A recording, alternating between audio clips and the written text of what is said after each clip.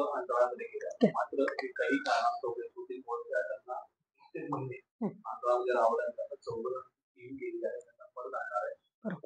त्या तिकडे कोणत्या संशोधन करायला गेलेल्या आणि त्यांना आणताना कोणत्या अडचणी फेस करायला, त्यांचं पृथ्वीवर सुखरूप कशा प्रकारे होईल त्याबद्दल सगळे मोहिमेबद्दल जून मध्ये सुनीता विलियम्स आणि बुच विल्मोर हे नासाचे अंतराळवीर बोईंग स्टारलाइनरची मेडन टेस्ट फ्लाइट म्हणजे पहिल्याच वेळेला त्यांची टेस्ट होती ती, त्यासाठी हे दोघं गेले होते. खरं तर या दोघांवरच प्रयोग केला असं म्हणू शकतो आपण. Experiment was done on these two astronauts, but ते 8 ते 10 दिवसांसाठीच गेले होते. पण ते डॉकिंग व्यवस्थित झालं होतं आणि 6 जून 2024 मध्ये इंटरनॅशनल स्पेस स्टेशनला डॉकिंग होऊन हे 2 अंतराळवीर जाऊन स्पेस स्टेशन मध्ये राहिले. पण त्यांना 8 दिवसात यायचं होतं परत. तर परतीचा प्रवास ठरवत असताना त्यांच्या लक्षात आलं की या बोईंगच्या स्पेसक्राफ्ट मध्ये बिघाड आहे. म्हणजे त्याचे थ्रस्टर्स असतात, छोटे छोटे इंजिन. 28 पैकी 5 इंजिन मध्ये हेलियम गॅसचा लिकेज होता आणि ते खूप डेंजरस असतं. त्यामुळे नासाने बोईंगला सांगितलं की आता आमचे अंतराळवीर खाली परत येणार आहेत, पण तुमच्या स्पेसक्राफ्ट मधून नाही येणार. सो बोईंग स्टारलाइनरचं हे स्पेसक्राफ्ट अनडॉकिंग करून रिकामं आलं काही महिन्यानंतर. मग असं करत करत 3-6 महिने आणि जवळजवळ 9 महिने झाले. आता लॉंग टर्म साठी त्यांचा स्टे झाला. तर इंटरनॅशनल स्पेस स्टेशन हे अंतराळातच ॲस्ट्रॉनॉट्सने बनवलेलं असेंबल करून एक हायटेक ही लॅबोरेटरी किंवा स्पेस स्टेशन म्हणजे एक 5 स्टार 7 स्टार अशी राहण्यासाठी पण सोय आहे, पण खरी तर ही प्रयोगशाळा आहे. इट्स अ हायटेक आणि मॉडर्न स्पेस लॅबोरेटरी. तर ही कशासाठी केली? NASA, European space agency, Canada, Russia, Japan, European युनियनच्या काही कंट्रीजचा पण त्याच्यामध्ये सहभाग आहे. खऱ्या अर्थाने ही इंटरनॅशनल आहे, आंतरराष्ट्रीय आहे. तर हे स्पेस स्टेशन स्पेसमध्येच जाऊन ॲस्ट्रॉनॉट्सनेच असेंबल करून बनवलं. तर फुटबॉल स्टेडियमच्या साईज किंवा डायमेन्शनचं इतकं मोठं आहे ते. लोकांना वाटतं की खूप छोटं आहे. आपल्याला इथून स्पेसमध्ये दिसतं ते 400 किलोमीटर असल्यामुळे छोटं दिसतं. But they is huge space in the space station. तर तिथे ऑलरेडी आधी 7 ॲस्ट्रॉनॉट्स होतेच, रशिया, नासाचे आणि जपानचे. पण हे दोघं गेल्यानंतर त्यांनी त्यांचे प्रयोग सुरू केले आणि त्यांना सांगितलं की आता तुमचा एक्सटेंडेड स्टे म्हणजे परतीचा प्रवास खूप लांबवलेला आहे, पण आम्ही राईट टाइमला तुम्हाला परत आणणार आहे. तर हा विश्वास आहे या 2 ॲस्ट्रॉनॉट्सचा. म्हणजे खरंच हिरोईक आहेत, हे ग्लोबल हिरोजच झालेले आहेत आता. तर सुनीता विलियम्सचं वय आहे जवळजवळ 59 वर्षाची आहे ती, आणि बुच विल्मोर 62 वर्षाचे. तर खूप अनुभव आहे अंतराळात, खूप वर्ष, आणि म्हणजे त्यांनी खूप टाइम वेळ स्पेंड केलेला आहे, प्रयोग केलेले आहेत. आणि तेवढंच नाही तर स्पेस स्टेशनच्या बाहेर जाऊन स्पेस वॉक म्हणजे बाहेर जाऊन काही प्रयोग आणि रोबोटिक आर्मचा रिपेअर, मेंटेनन्स, सोलार पॅनल जे असतात त्याचा काही बिघाड असेल तर ते पण इंजिनियर म्हणून हे बाहेर जाऊन सर्व्हिसिंग, मेंटेनन्स करतात. तर अलीकडेच सुनीता विलियम्सने जवळजवळ 62 तास स्पेस वॉक केला आणि एक रेकॉर्ड कायम केला. तर सुनीता विलियम्सना खूप अनुभव आहे. ही त्यांची 3री स्पेस ट्रिप होती. 2 वेळेला जास्ती काळ गेल्या होत्या आणि ही ट्रिप होती 10 दिवसांसाठी, पण ती लांबवली आणि आता जवळजवळ 280 डेज म्हणजे 9 महिने झालेले आहेत. आणि हा पण एक मोठा दीर्घकाळ झाला. लोकांना वाटायचं की त्यांना तिथे जेवायला मिळतं की नाही, पण त्यांना ना अनक्रूड मॉड्यूल मधून सप्लाईज आणि प्रोव्हिजन, जेवण, फूड आणि सगळे प्रकार त्यांना पाठवले जातात. त्यामुळे ती काळजी नाही आहे.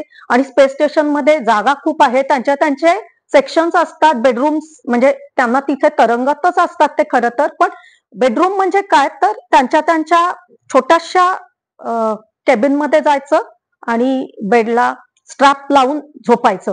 आणि 24 तास खरं तर टर्न बाय टर्न हे अंतराळवीर काम करत असतात. तर असं कार्य सुरू होतं आणि सुनीता विल्यम्सने अनेक विज्ञानाचे प्रयोग केले. तिथे ग्रोईंग लेट्यूस म्हणजे त्यांना न आता पुढच्या वेळेला जेव्हा मोठ्या स्टेजसाठी इतर ॲस्ट्रॉनॉट जातील त्यांच्यासाठी सलाड्स बनवून खायचे असतील तर सगळंच काही आपण सारखं पाठवू शकत नाही तिथे. तर ग्रोईंग क्रॉप्स इन स्पेस हा पण एक विषय आहे.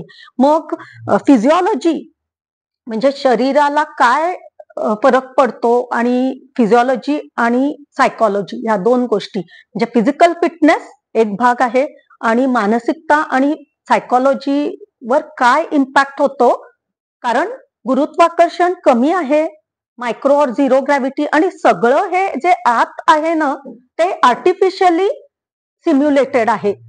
कृत्रिम वातावरण केलं जातं तिथे आणि त्यामध्ये हे राहतात आणि त्यांना जेवण मिळतं, पाणी पण जेवण अगदी थोडं थोडं खातात but very high protein and nutrition value. पाणी असे बबल्स बुडबुडे असतात. त्यांना एक्सरसाइज करायला पण ट्रेडमिल्स पण असतात. परतीचा प्रवास आता कसा असणार आहे? चौघांची टीम गेली. परतीचा प्रवास कसा असणार आहे आणि आल्यानंतर त्यांचं आयुष्य कसं? आता बोईंगला बाजूला केल्यानंतर नासा आणि स्पेसएक्स मध्ये करार झाला आणि स्पेसएक्सच्या फॅल्कॉन 9 रॉकेटने क्रू 10 मिशन पाठवली. 16 तारखेला डॉकिंग झालं. 4 अंतराळवीर स्पेस स्टेशन मध्ये गेले. डॉकिंग झाल्यानंतर त्यांचं आत आगमन झालं आणि आता आज ते 4 जण इतर थांब जरा ड्रिलिंग चाललंय ना मुखवरती. तर आता क्रू 9 मिशनचे अंतराळवीर पृथ्वीवर परत येणार आहेत. तर त्यांच्या एका मॉड्यूलला स्पेसएक्सचं ड्रॅगन क्रू मॉड्यूल जे डॉकिंग झालेलं आहे तिथून 4 अंतराळवीर ऑलरेडी आत जाऊन बसलेले आहेत स्पेस सूट घालून. त्यापैकी आहेत 2 आधी जे होते तिथे स्पेस स्टेशन मध्ये ते निक हेग आणि अलेक्झांडर गोर्बुनोव हा रशियन कॉस्मोनॉट आहे. आणि सगळ्यात महत्वाचा भाग म्हणजे 9 महिन्यासाठी अडकलेले हे 2 अंतराळवीर म्हणजे सुनीता विल्यम्स आणि मिशन कमांडर बुच विल्मोर म्हणजे हे एकूण 4 जण आता स्पेसक्राफ्ट मध्ये बसलेले आहेत. अनडॉकिंग झाल्यानंतर ते खाली उतरणार. तर ही सगळी प्रक्रिया कशी असते तर त्याला सुद्धा एक टाइमलाईन असते. म्हणजे अनडॉकिंग पण एक प्रक्रिया असते की त्याला हुक्स असतात. ते जे कॅप्सूल आहे स्पेसक्राफ्ट ज्याच्यामध्ये आता अंतराळवीर बसलेले आहेत आणि परत पृथ्वीवर येणार आहेत. तर स्पेस स्टेशन मधून ते अनलॉक होतात आणि ते सुटल्यानंतर त्यांचे इंजिन चालू होतात म्हणजे थ्रस्टर्स आहेत त्याला छोटे छोटे इंजिन आणि पृथ्वीवर येण्यासाठी आता 17 तास लागणार आहेत. परवा ते स्पेसक्राफ्ट पृथ्वीवरून वरती गेलं स्पेस स्टेशनला आणि डॉकिंग झालं त्याला 28 ते 30 तास लागले कारण they are going against gravity आणि वेळ लागला.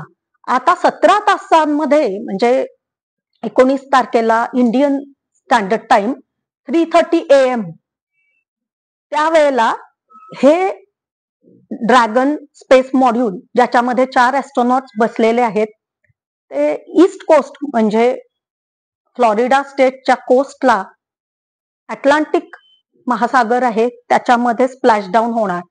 तर हे डिऑर्बिट होत असताना म्हणजे याला म्हणतात डिऑर्बिट कारण ते स्पेस मधून 400 किलोमीटर अंतरावर स्पेस स्टेशन आहे तिथून हे अनडॉक करून सुटल्यानंतर त्यांचा परतीचा प्रवास सुरू झाल्यानंतर काही तासांनंतर ते पृथ्वीचं जे वातावरण आहे या रेंजमध्ये आल्यानंतर इथं ऑक्सिजन आहे वातावरण आहे त्यामुळे वेगळं एक थ्रस्टर म्हणजे बर्निंग असतो त्याला म्हणतात आणि मग तो खूप वेगाने येत असतो पण नंतर त्याचा वेग कमी केला जातो स्पीड किंवा वेलॉसिटी कारण ते एकदम येऊन आपटलं तरी धोका आहे या ॲस्ट्रॉनॉट्सना.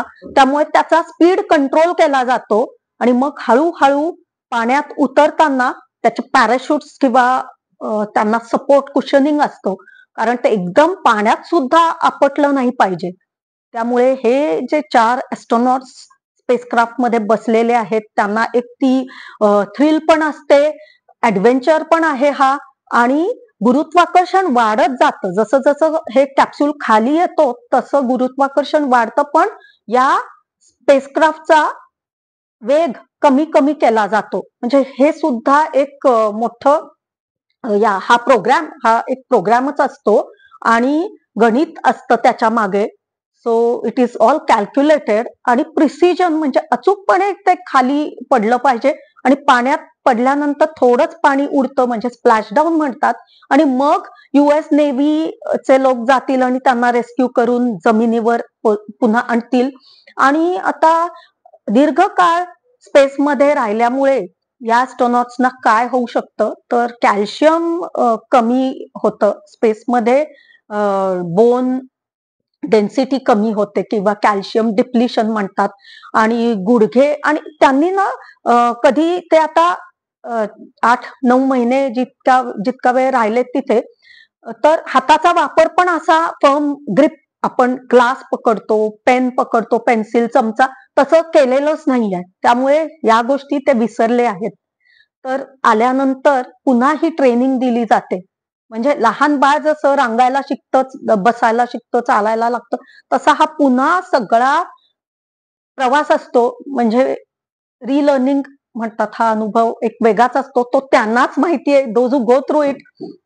तर परत आल्यानंतर काही दिवस क्वारंटाईन केलं जातं त्यांना, कारण तिथून बॅक्टेरिया रेडिएशनमुळे they can catch any illness, sickness, आणि तिथून काही प्रकारचे बॅक्टेरिया पण पृथ्वीवर येऊ शकतात. तर क्वारंटाईन केलं जातं त्यांना, आणि त्यानंतर त्यांना डॉक्टर्स पण मॉनिटर करतात, म्हणजे ब्लड प्रेशर आणि व्हायटल सगळे पॅरामीटर्स. पण हे सगळ्यात जास्ती फिटेस्ट लोक आहेत, हे जे अंतराळवीर असतात ते फिजिकली मेंटली फिट लोक असतात. नासा सिलेक्ट देम, किंवा सगळे space agencies for that matter, Russia, Japan, हे कोणाला सिलेक्ट करतात, तर जनरली हे अंतराळवीर पायलट्स असतात. US नेव्हीची एव्हिएटर आहे सुनीता विल्यम्स, बुच विल्मोर पण पायलट आहेत. एअर आणि स्पेसमध्ये खूप वेळ, तास त्यांचे काउंट केले जातात. हा उडण्याचा अनुभव आहे. They flew many important crucial aircraft.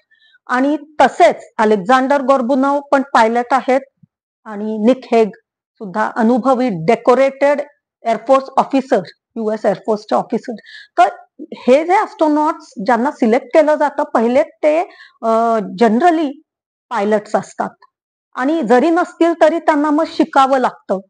आणि हे प्रत्येकाचे एक एक क्वालिफिकेशन असतात. एक असतो सायंटिस्ट, एक असतो इंजिनियर, एक असतो मिशन स्पेशालिस्ट, आणि एकाचं पायलटिंगच काम असतं. तरी देखील त्यांना ना प्रयोग दिले जातात. They are assigned with experiments.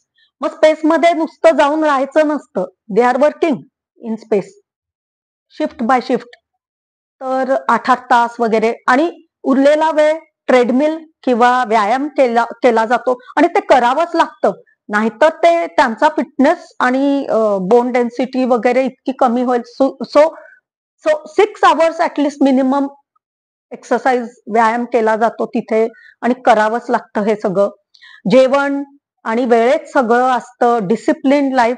आणि तिथे त्यांच्या त्यांच्या सेक्शन मध्ये जाऊन ते, त्यांच्याकडे एक लॅपटॉप असतो त्यांच्या रूम मध्ये किंवा त्या केबिन मध्ये, फॅमिलीचे फोटोग्राफ्स. आणि सुनीता विल्यम्स परवाच सांगत होत्या इंटरव्ह्यू मध्ये की त्यांच्या आई बरोबर त्या बहुतेक रोज बोलत असतात फोनवर, आणि त्यांचे husband. So they are communicating with the family. Emails आणि फोन कॉल चालू असतात त्यांचे. तर असं नाहीये की ते तिथे फसले होते, अडकले आणि संकटात होते, असं नाही. दे were not stranded as such. पण 8 ते 10 दिवसासाठी गेले होते, आणि 8 ते 10 महिने लागले. म्हणजे विचार करा किती त्यांना चॅलेंजेस असतात. आणि सगळ्यात महत्वाचा भाग म्हणजे फिजिकल फिटनेस तर पाहिजेच. That is first and foremost condition. कारण बीपी आणि हार्टचे आणि काही तिथे जर त्रास, आजार झाले, आणि डायबिटीज वगैरे, तर तिथे अजून वेगळा प्रकारचा त्रास होऊ शकतो. सो असे सिलेक्ट होतच नाहीत. हे क्रू मेंबर्स जे सिलेक्ट झालेले आहेत, ते खूप अतिशय फिट आहेत आणि फक्त फिजिकली नाही तर मेंटली फिट आहेत. बॅलन्स लागतो, कारण स्थितप्रज्ञ आपण ज्याला म्हणतो, म्हणजे Sunita Williams was saying in her interview की तुम्हाला परत आणणार आहोत आम्ही, असं सांगितल्यावर तिला विचारलं होतं एका रिपोर्टरने की कसं वाटतं, तर प्रतिक्रिया दिली छान and yes we are happy. पण एकदम खूप ओव्हरजॉईड आणि एक्साइटमेंट अशी पण नाही. त्यांचा पल्स रेट, हार्टबीट सुद्धा सगळं कंट्रोलमध्ये ठेवावं लागतं. आणि डिप्रेशन येऊन आम्हाला वेळ लागतो. 6 महिने झाले, 8 महिने झाले, 9-10 महिने, कधी आम्हाला परत आणणार पृथ्वीवर, असं कधी कंप्लेनिंग आणि त्यांना म्हणजे वाटलं पण नाही. त्यांना फुल ट्रस्ट किंवा विश्वास आहे नासा किंवा त्यांच्या स्पेस एजन्सीवर. संपूर्ण विश्वास आहे की हे आम्हाला सुखरूप परत आणतील. त्यामुळे या गोष्टी खूप चॅलेंजिंग असतात आणि प्रत्येक गोष्ट आता अनडॉकिंगच्या वेळेला ती व्यवस्थित झालीच पाहिजे. आणि त्याचा वेग सुद्धा एकदम खूप फास्ट पण नाही, खूप स्लो नाही, बरोबर परफेक्ट स्पीडनेच ते यान खाली आलं पाहिजे आणि परतीचा प्रवास स्मूथ झाला पाहिजे. आणि तो सुद्धा मॅन मशीन कॉम्बिनेशन असतं, जे माणूस कंट्रोल करतोच. हे पायलट जे आहेत तिथले आतमध्ये, जे आता 4 अंतराळवीर आहेत त्यापैकी 2 जण हे यान खाली आणणार. पण तो भाग आहेच, पण मशीन्स आर ऑल्सो इन्व्हॉल्ड, कारण त्याच्यामध्ये पण कम्प्युटर आहे. So it is all combination of man machine.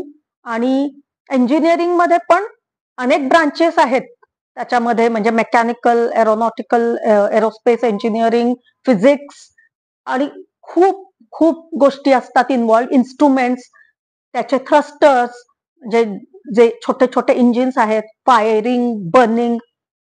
So हे सगळं व्यवस्थित झालं की आता 17 तास लागणार आहेत आणि 3:30 वाजता Indian time 3:30 AM they will splash down. आणि मग आल्यानंतर त्यांना परत आल्यावर एक वेगळंच आयुष्य, नव्याने सगळं सुरू करावं लागेल. पण एक गोष्ट आहे, सुनीता विलियम्स आणि बुच विल्मोर आता जवळजवळ 60 वर्षाचे आहेत. So they may not go back to space again. स्पेसचा हा त्यांचा शेवटचा प्रवास असेल. पण नंतर हे लोक काय करतात, दे आर इंजिनियर्स आणि स्कूल्स, कॉलेजेसमध्ये जाऊन विद्यार्थ्यांना ते प्रोत्साहन देतात. दे इन्स्पायर यंगस्टर्स, यंग जनरेशन, आणि असं वेगळ्या प्रकारचं त्यांचं कार्य सुरूच राहील. आणि स्पेसमधून पृथ्वीवर परत आल्यानंतर हे दोघं ग्लोबल हिरोज झालेले असतील किंवा होणार आहेत. आणि माझा असा विश्वास आहे, आशा आहे की ते सुखरूप परत येतील. आणि best wishes to NASA and SpaceX. Thank you.